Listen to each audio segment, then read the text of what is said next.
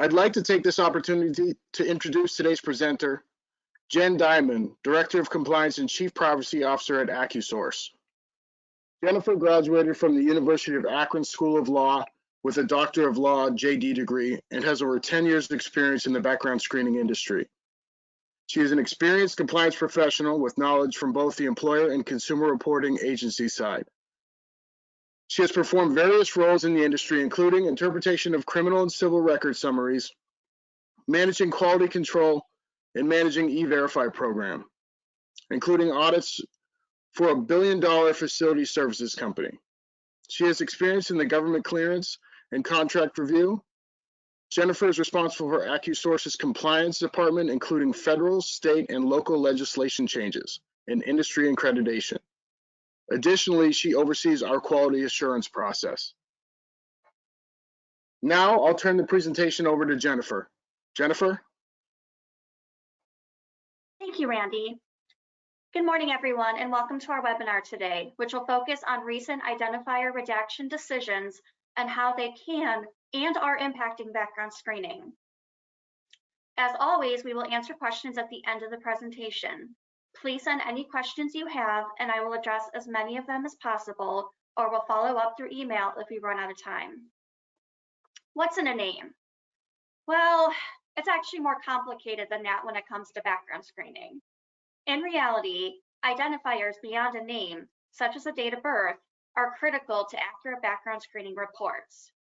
As you have likely seen by this point, Michigan and California are disrupting the background screening industry and our clients through the redaction of identifiers from court records. During the first part of this presentation, I will review how we got to this point and the current status of our industry's fight to keep identifiers public in Michigan and California. I will then review why the availability of identifiers is so important in background screening to both background screening companies, such as AccuSource, and the end users who ultimately use our reports. I will also discuss why identifier redaction may gain traction and how it complements the privacy laws that are already becoming more popular in the United States. We will end with best practice recommendations as usual, seeking to lessen the impact or potential impact of identifier redaction, as well as provide a heads up on another important topic in the industry, which will be discussed at more length at our year-end webinar in December. As usual, before I begin my presentation, please note the legal disclaimer on your screen. Neither AccuSource nor I am providing legal advice, and this webinar is for informational purposes only.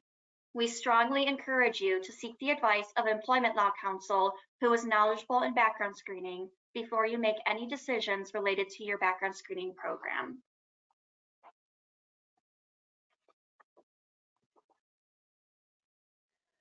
Both Michigan and California have identifier redaction policies that are problematic, but they came about in very different ways.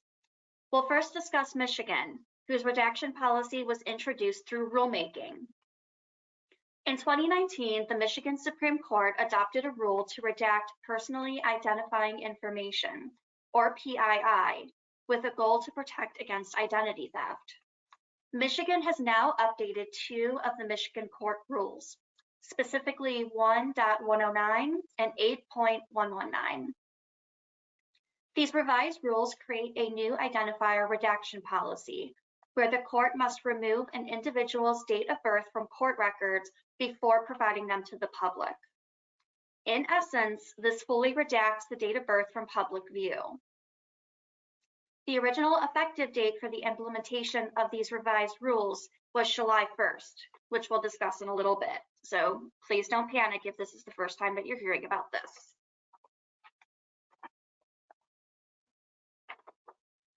The proposed rules could have an even greater impact. Not only will the Michigan State Court Administrator's Office redact the date of birth from records before providing them to the public, it actually interprets the rules even more broadly. Before I go into that, however, I want to first emphasize that the date of birth will be redacted in full. In some jurisdictions, the court may redact part of the date of birth, perhaps providing just the year of birth. While not perfect, a partial date of birth can be used to at least rule out records if it does not match a consumer's date of birth, the partial date of birth. So, for example, if the year of birth doesn't match, you know that's not going to be the applicant. However, this will not be an option in Michigan as the entire date of birth will be redacted. In some jurisdictions where a full date of birth is not available online, a background screening company may be able to verify the full date of birth over the phone with the court. However, Michigan court clerks will not be permitted to verbally confirm the date of birth. They also will not be allowed to conduct a search by date of birth. Because of this interpretation, dates of birth will not be accessible through the court at all. These rules may also affect other identifiers, which could leave only an individual's name as the sole identifier available for background checks. Keep in mind, too, that while ordering a full court file may be helpful now, the full files will also be redacted before being provided to the requester, which means it is no longer a good option to obtain identifiers.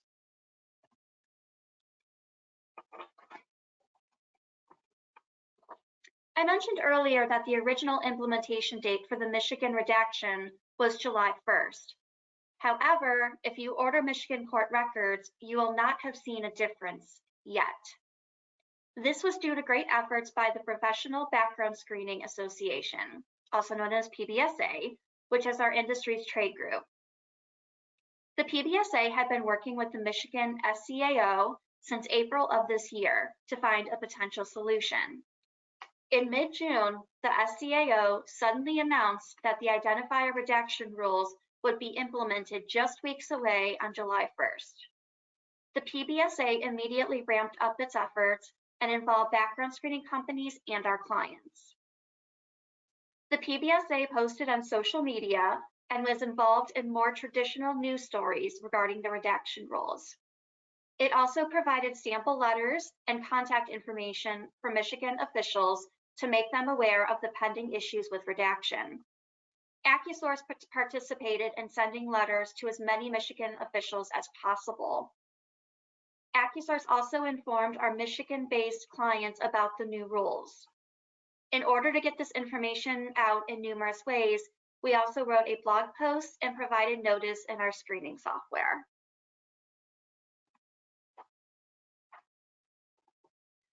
While background screeners were sending letters to Michigan officials, the PBSA continued its discussions with the Michigan SCAO. The administrator's office offered a couple of solutions to the PBSA. First, Michigan proposed that a court researcher can provide each applicant's consent to have his or her date of birth released to the researcher. Second, Michigan stated that background screeners can obtain records through Michigan's iChat system, which is a statewide repository housed by the Michigan State Police. However, both solutions proposed by the SCAO are problematic. The first solution deals with showing the applicant's consent to release his or her date of birth. This raises a number of issues. First, does the consent that is provided need to be specific, stating that the individual applicant specifically consents to the Michigan court releasing his or her date of birth? If specific consent is not required, will a standard disclosure and authorization under the Fair Credit Reporting Act be enough? This leads us to another issue. If proof of authorization is required for every search, court clerks may become overwhelmed by the number of consents. There are likely hundreds of thousands of searches going through Michigan courts each year. Not only would clerks have to perform their normal duties, they would also need to verify consents before providing records and identifiers. At that point, some clerks may outright refuse to accept consents due to a lack of resources to review and process the requests. A possible middle ground for the consent option is to allow court researchers to provide certifications that the applicants have provided consent in order to have their identifiers disclosed. However, at this time, we're not sure if the court is willing to entertain that option. You can see how the first proposed solution can create its own complications. The SCAO also suggested the use of iChat to obtain records and, in turn, additional identifiers. Because the Michigan State Police are not bound by court rules, its online system is not subject to redaction under the new rules. This means it will likely contain full identifiers. However, iChat only provides records where a defendant has been fingerprinted. While more serious offenses can be retrieved from iChat, the system may not contain lower and mid-level offenses. It could also miss pending cases if a defendant has not yet been fingerprinted. This is especially problematic for employers who are in a regulated industry that requires more stringent background checks. The use of iChat could be a potential solution if no other options are available, but it may not expose all records that a traditional court search would. Additionally, regulated companies may not be fully compliant with their screening requirements. While the SCAO did provide potential workarounds, you can see based on these last two slides that both of them could have their own issues in practice.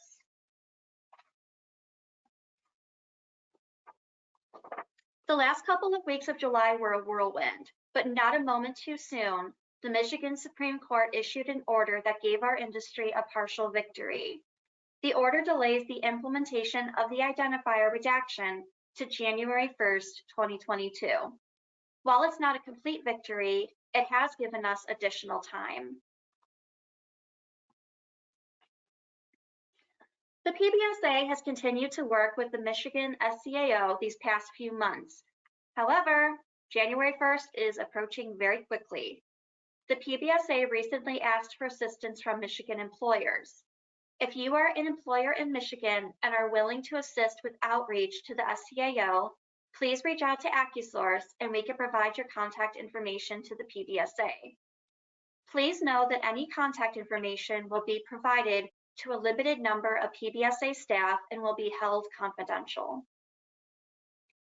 The PBSA will provide talking points and draft letters to employers who are willing to help.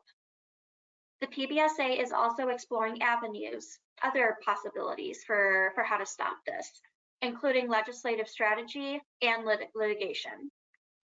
However, these options tend to take longer and will not turn around quickly. As we learn of updates, we will continue to update you through our blog posts and InstaScreen notices. And I'm sure I'll be covering this again with more updates during the year-end webinar.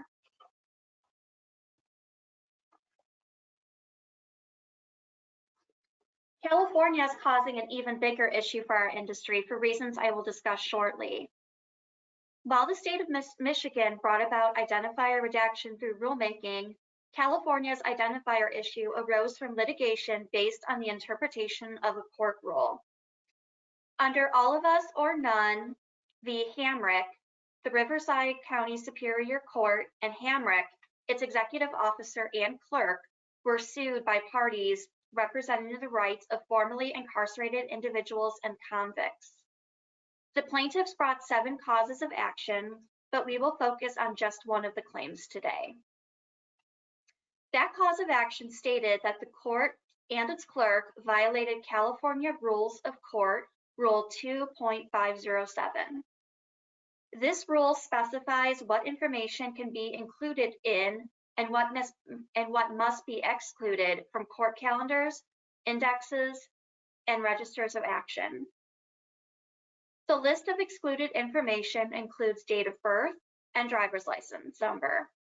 Specifically, the plaintiffs argued that the court violated the rule by allowing users of its electronic criminal case index to search by a defendant's known date of birth or driver's license number. We'll start at the trial court level.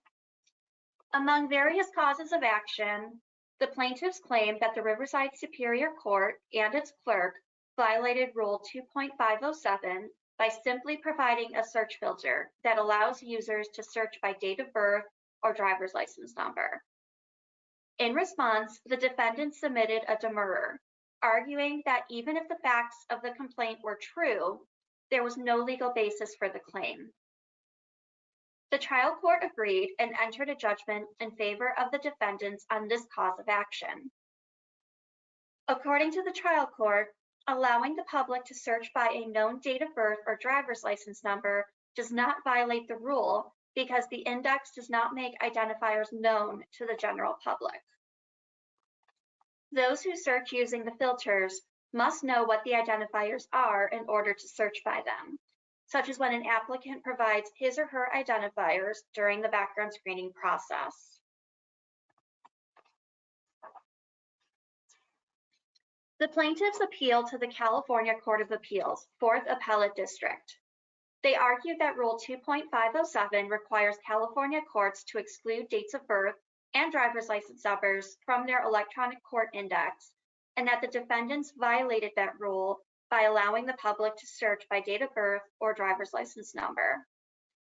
On May 26, 2021, the Court of Appeals reversed the trial court's finding.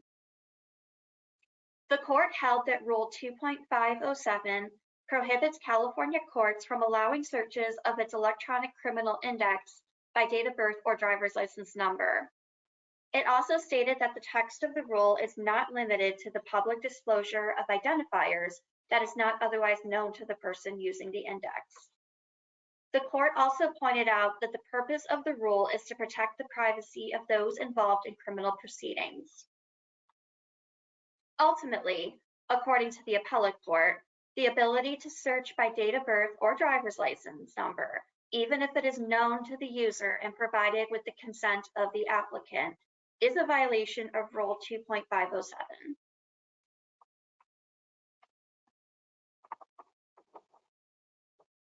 The PBSA once again stepped in on behalf of the background screening industry and our clients. Along with the Consumer Data Industry Association, the PBSA submitted an amicus letter to the California Supreme Court on July 15th. The letter from PBSA asked the California Supreme Court to review the Court of Appeals opinion. It also asked the court to consider the impact the decision will have on interested parties, such as background screening agencies, employers, and even those who give their consent for background screening. For example, criminal background checks in California will be delayed and may become impossible. Additionally, the PBSA pointed out that it will be difficult for background screening agencies to provide accurate results, even in industries where checks are required by law. Like with Michigan, the courts will become overwhelmed. Background screening companies will receive more results, especially for common names, and will need to obtain additional identifiers from the court. On September 1st, the California Supreme Court denied review, meaning that the decision still stands.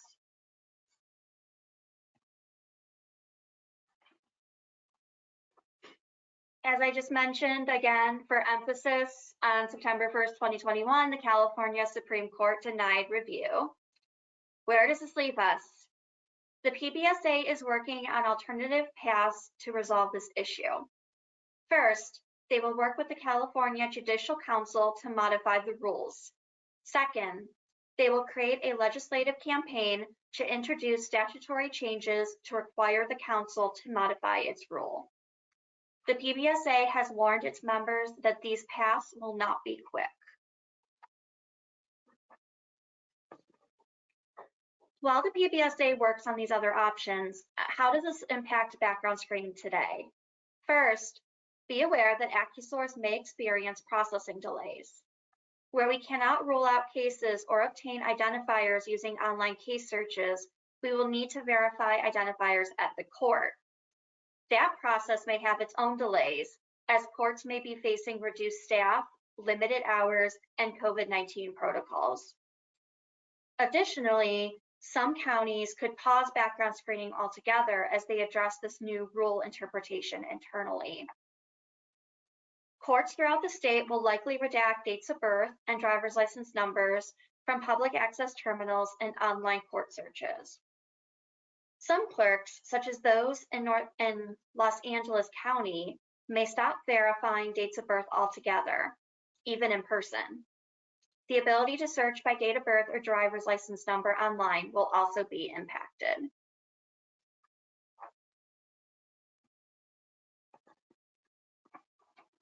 While AccuSource is concerned about both Michigan and California, we and the industry as a whole are especially alarmed with the California rulings. While All of Us or None v. Hamrick was brought only against the Riverside Superior Court, the rule at its center is a statewide law. This means that the Court of Appeals ruling impacts most California state courts, not just Riverside Superior Court. Additionally, California is much larger than Michigan and has a much larger population, likely leading to a larger impact for background screening agencies and those who request background checks. I discussed earlier that Michigan has a statewide search through the Michigan State Police called iChat. While not fully comprehensive, it does provide another option to obtain identifiers. California does not have a statewide search option, which further complicates our ability to obtain identifiers. AccuSource will continue to provide updates to our clients as we receive them from the PBSA and from our own research.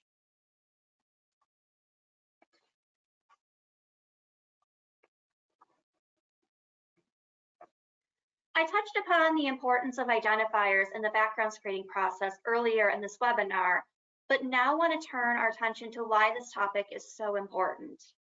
AccuSource is a consumer reporting agency, or CRA, under the Federal Fair Credit Reporting Act. Under Section 1681E of the FCRA, also known as Section 607, AccuSource and other CRAs must follow reasonable procedures to ensure maximum possible accuracy in its reporting. This accuracy requirement includes matching possible records to the consumer on whom we are preparing the report. In prior action taken by the Consumer Financial Protection Bureau, a CRA must also have written policies to not only address matching in general, but must also have processes for consumers with common names. It's a common practice in the background screening industry to require a minimum of 2 identifiers for uncommon names and a minimum of 3 identifiers for common names. Identifiers are so important that as part of its accreditation program, the PBSA requires minimum standards for matching records to consumers. AccuSource has PBSA accreditation. Under both the law and our accreditation, AccuSource must confirm that the individual in the court record matches the applicant being screened, using the minimum standards as you see on the slide.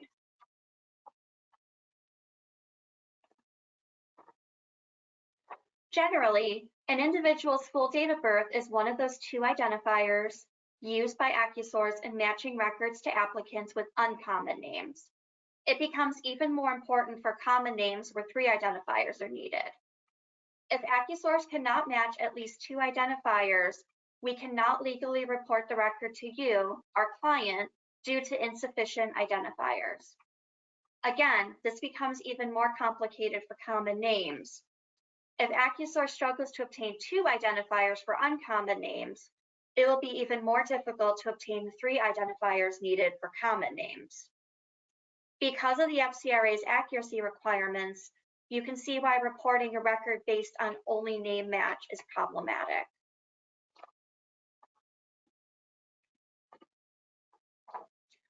Ultimately, a lack of identifiers impacts the reportability of records.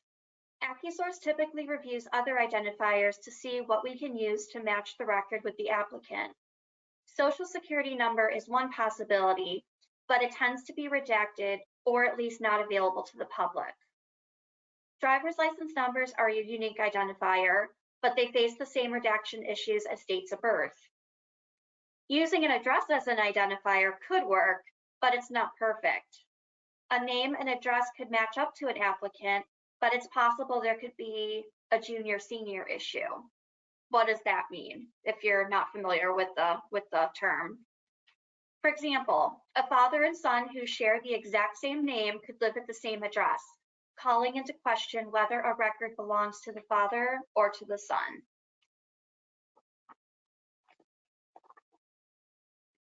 There are several possible impacts that identifier redaction can have on the industry and our clients. First, we can experience delays. Where we once could verify identifiers online, we may be required to send a researcher to the courthouse. This could be further complicated by court delays and red tape. Second, AccuSource cannot report records that do not have sufficient identifiers. Reporting records with insufficient identifiers could also raise litigation risk. Due to potential delays, employers and others may be tempted to skip criminal records checks to save time. However, this could be a costly mistake. The risk of negligent hiring lawsuits could increase if that were to happen. Some end users of reports may be required to conduct certain background checks because they are in a regulated industry. Others may be required to check criminal records as part of a contractual relationship. For example, a manufacturing company could require its vendors to conduct background checks on vendor staff who are placed at the company. With all these examples, you can see how compliance will become an issue for both background screening companies and those who request background screening reports.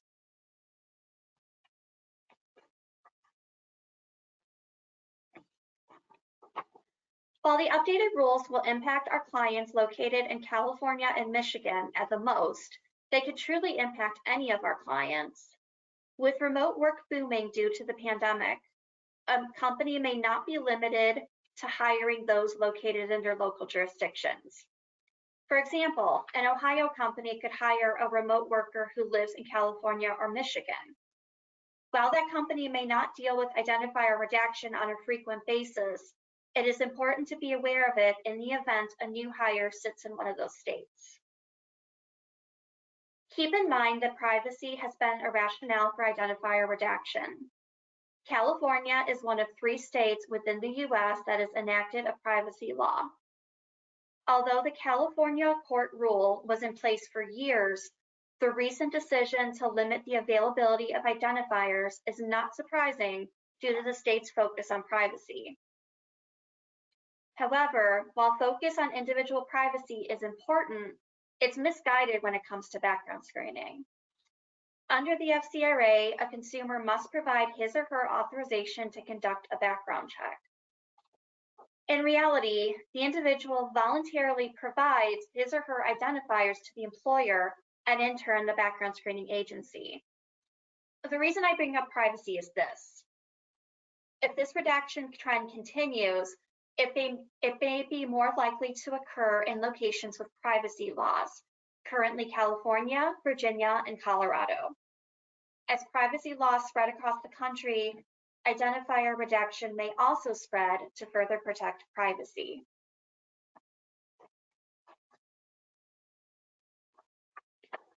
In discussing this webinar topic with a colleague, we noticed something interesting. Both California and Michigan tend to be more liberal states, at least related to social policies. For example, they both have legalized marijuana, including for recreational purposes. California has pioneered privacy laws that are similar to European privacy laws. While we cannot predict the landscape going forward, we would be more likely to see identifier redaction in states that are more liberal versus those that are more conservative. In addition, states that are more employee-friendly, such as California, are more likely to consider identifier redaction, while employer-friendly states would be less likely to follow this trend. As AccuSource learns of new developments related to identifier availability, we will let you know.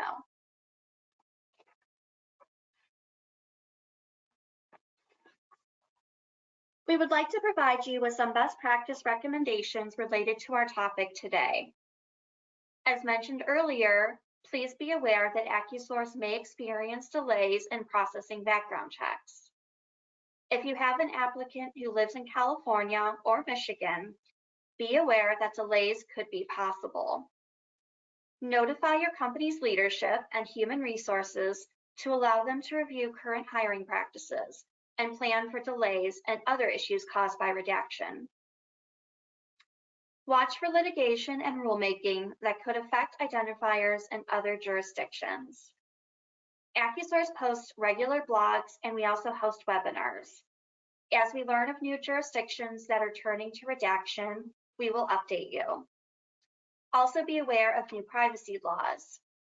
Privacy has been a huge rationale for identifier redaction so far. If you are a Michigan employer or hire Michigan residents, be aware that AccuSource may ask you for copies of your authorization forms. If you do not already use QuickApp or do not upload authorizations into InstaScreen, consider doing this going forward. This will allow us to retrieve the authorization from our system and lessen the number of times we need to reach out to you, especially if you have a significant number of employees or applicants in Michigan. Also keep in mind that in the very unlikely event that AccuSource provides a record that is a name match only to you, we highly recommend that you review with knowledgeable legal counsel before taking any action.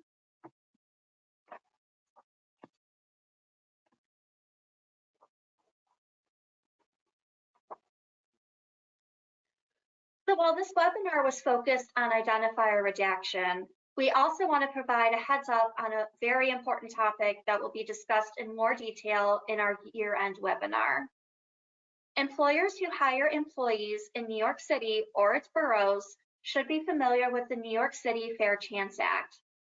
The FCA was enacted about 6 years ago, but was updated in January of this year.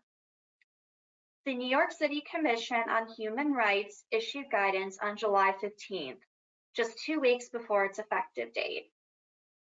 First, I wanted to point out that the FCA extends beyond traditional employees and applicants. It also includes interns, freelancers, and independent contractors. It also provides protections for New Yorkers, meaning those in New York City or one of its boroughs.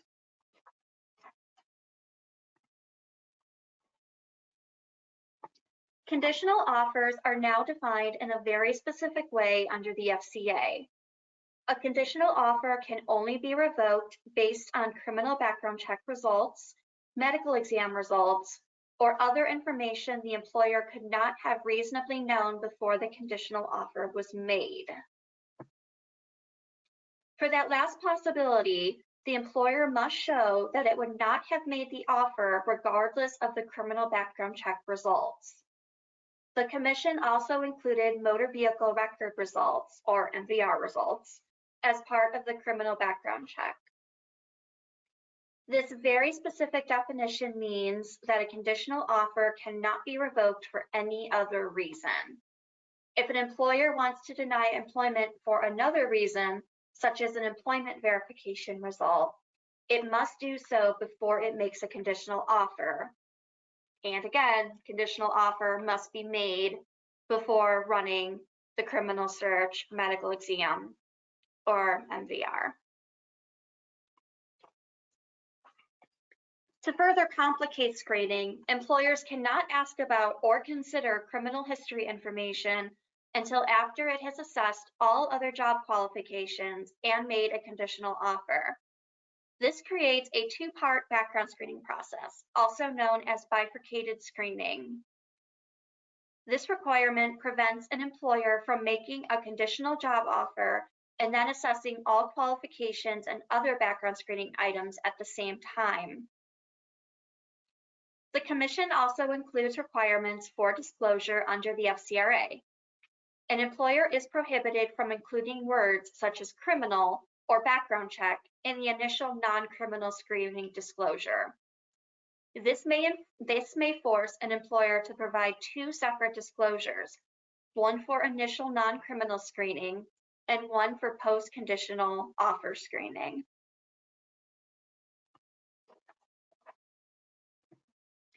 AccuSource has posted blogs and notices in InstaScreen regarding the New York City FCA updates. However, we have since obtained additional clarification from industry experts and are reviewing them. We are also working on solutions internally and will be reaching out to impacted clients as soon as possible. Even for our clients who do not typically hire applicants or employees within New York City, we recommend that you always review an individual's address to see if they live or will be working in the city or its 5 boroughs. If there is one common theme between identifier redaction and the New York FCA, it is that these updates can impact any company because remote work has truly changed everything. We have reached the end of this presentation, and I will now answer questions that we have received.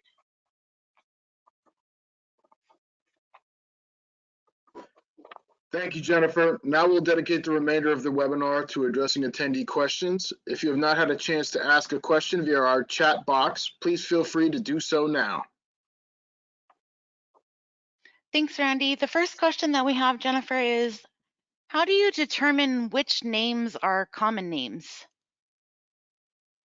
So AccuSource draws our common name list from the list of common names that are provided by the U.S. Census Bureau.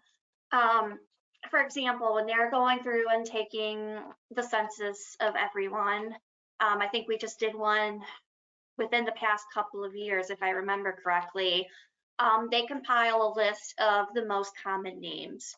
So we do use their list. They should be coming out with a more updated one with the most recent census, but I believe that currently the 2010 version is the most recent. This is very common practice in the background screening industry.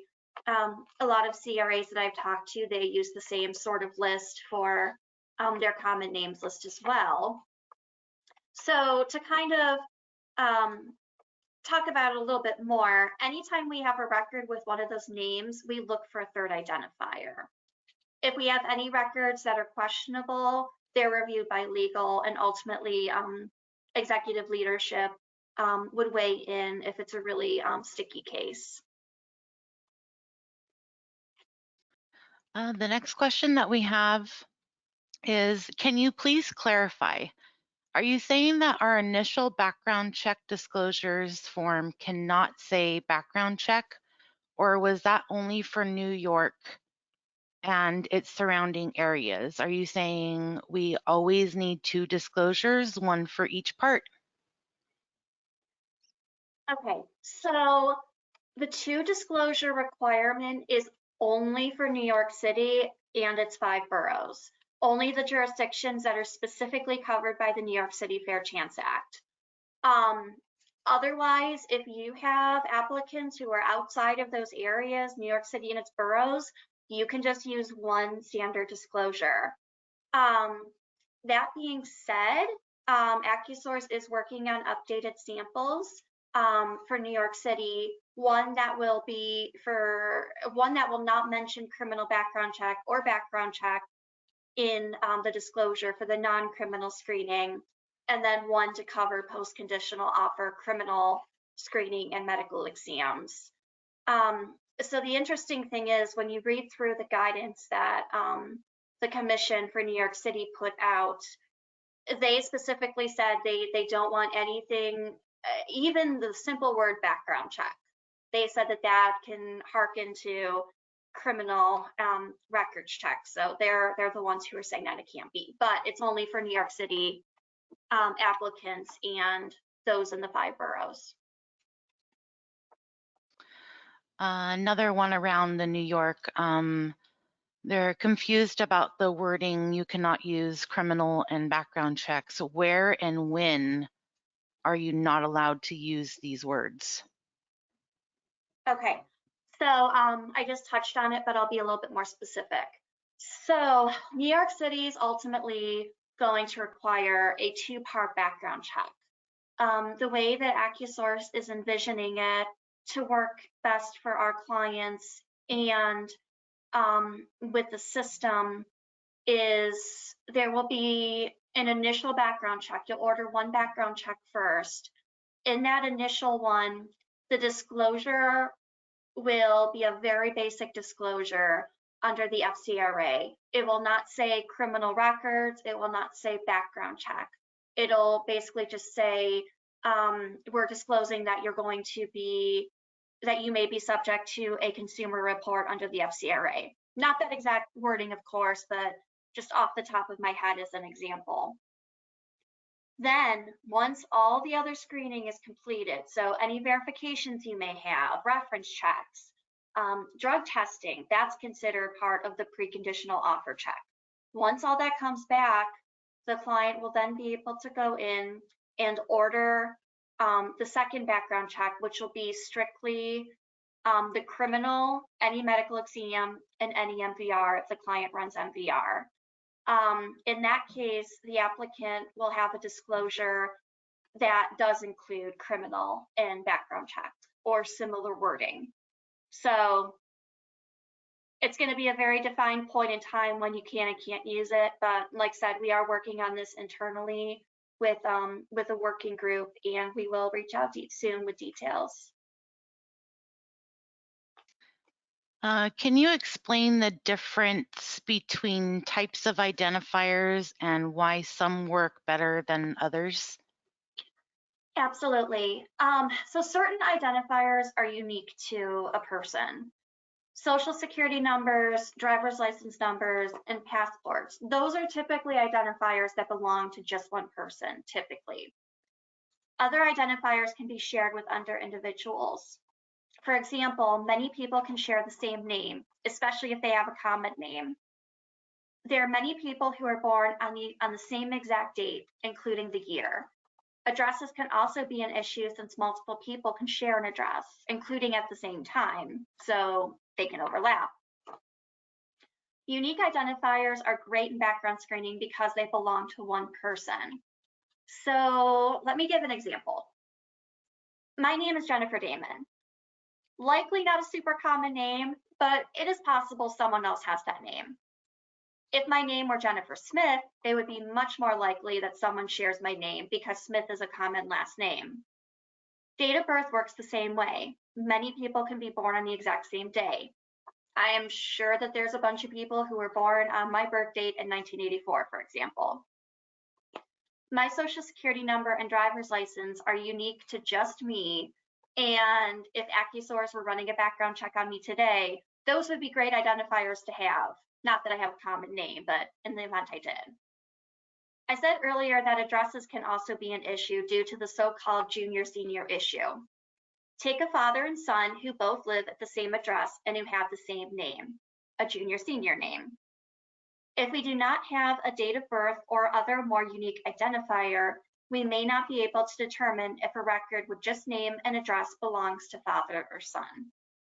That's why identifiers are so important to background screeners. Multiple people can share identifiers, so the more we can get, the better.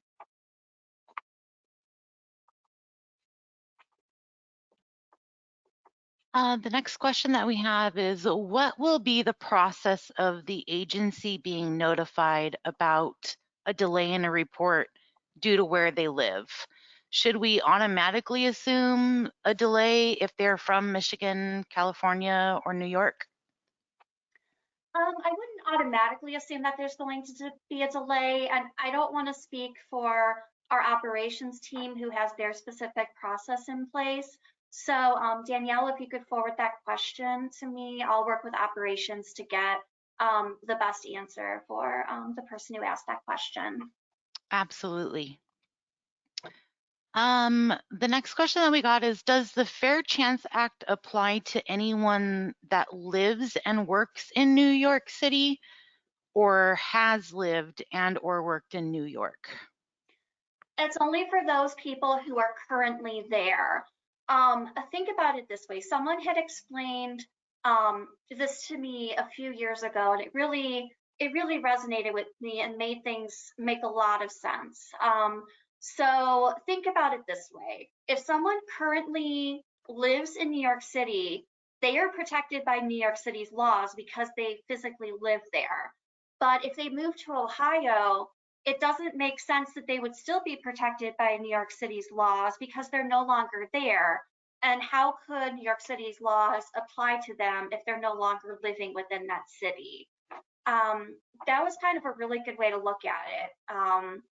I've been in the industry for over 10 years, and that kind of just made a light bulb go off in my head. Like, I'd understood it before, but that just really resonated and made the light bulb go off, so to speak.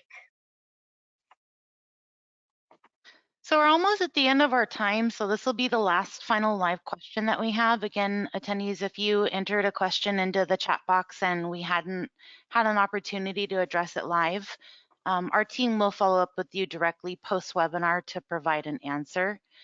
The last question that we have, Jen, is what do you think is the driving force behind ID redaction? So privacy is a huge driver, especially if you're in the employment law or the background screening industry in general, you're an employer. You have likely seen that privacy laws are all popping up all over the world. It's not just Europe who has its privacy law now. There's a lot of them. The US so far only has 3, but I would be shocked if more states don't pass privacy laws in the coming years. Another big driving force behind redaction is second chances for former convicts. Specifically, California's identifier redaction changes came through a group of public interest groups that wanted to provide more opportunities for those with criminal records.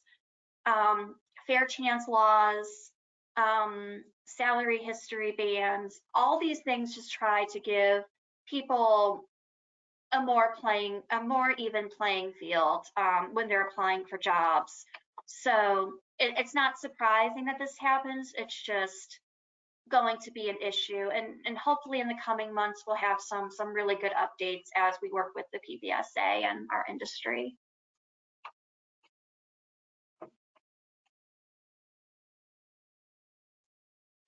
Thank you, Jennifer, for facilitating this informative webinar.